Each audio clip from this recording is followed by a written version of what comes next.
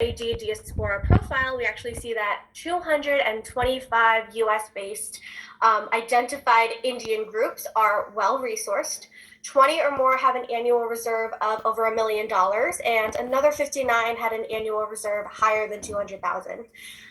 Brought them USA, AIF, TIE Global, AAIE, and of course the esteemed GOPIO, and many others are quoted amongst the most influential organizations. And the World Bank and Migration Policy Institute has highlighted the many contributions that Indian diaspora brings. The Rockefeller Foundation report actually highlights this, and I quote, said, "We freed off the dead hand of India's bureaucracy. The diaspora thrived in the United States. Their example encouraged some deregulations in the Indian economy and created millions of dollars and a virtuous cycle of reputational enhancement for the diaspora as well as the country of origin." This role as for diaspora has been an important resource of inward investment to India, not only directly from diaspora entrepreneurs, but also from diaspora members in their role as corporate executives in mainstream US businesses. Second view I see is the economic view. Our diaspora is the richest minority, actually. 2.8 million Indians make 1% of the US, and the diaspora has positive systemic effects on sending remittances of approximately $90 billion to bridge a wider trade deficit.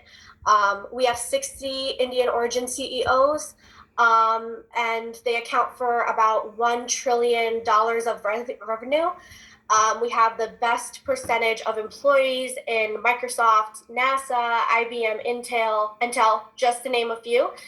Another popular economic statistic is that 80% of Indians are graduates by the age of 85. And 40% have masters or PhDs. And most important and most surprising for me, last statistic is the median annual income of an Indian is approximately $90,000 compared to a US national of $50,000. Third view of mine is the political view, and this is something that we've touched upon today as well. Our diaspora holds top political positions in the United States itself, with both Republican and Democrats, as well as the government in the United States, as the diaspora has about 50 Indians that are currently in the US presidential team and 4 Indians that are currently serving in the House of Representatives. Most notably and most recently, Vice President Kamala Harris, who is the first vice president to take office, who is of Indian descent. And she is trailblazing the way for young individuals, young Indian women like myself, who truly do want to set a place in this world and truly want to make a difference. The last and final view would be foreign policy. Somebody today, I'm not sure who, but they mentioned that Indian diaspora is not just a part of a soft power. And I 100% believe with that, because I believe that we are a fully transferable political vote bank as well. Prime Minister Mr. Modi, his reception was actually held at Madison Square Garden in New York, later in Houston. Oh, I'm sorry. Later in Houston. 1 minute left. Got it. I'm almost done. Sorry. As I was saying, Prime Minister Mr. Modi's reception was held at Madison Square Garden.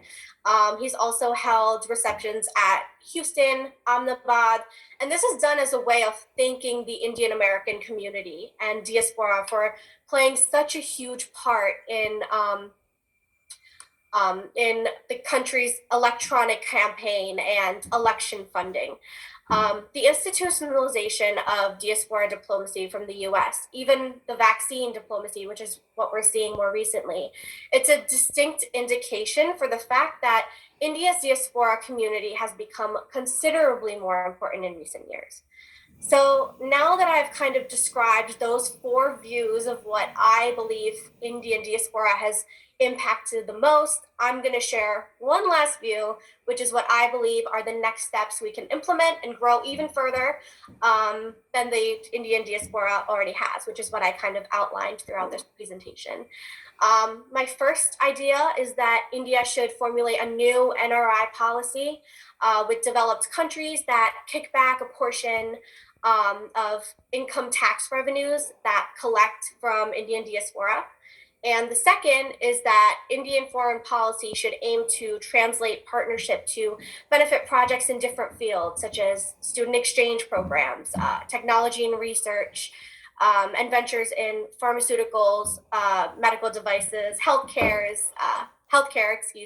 defense, just to name a few. So those are some of my ideas. Thank you, GOPIO, for giving me this opportunity. I'm very grateful. I'm very humbled, and I hope you heard some things in my presentation today that you can take with you.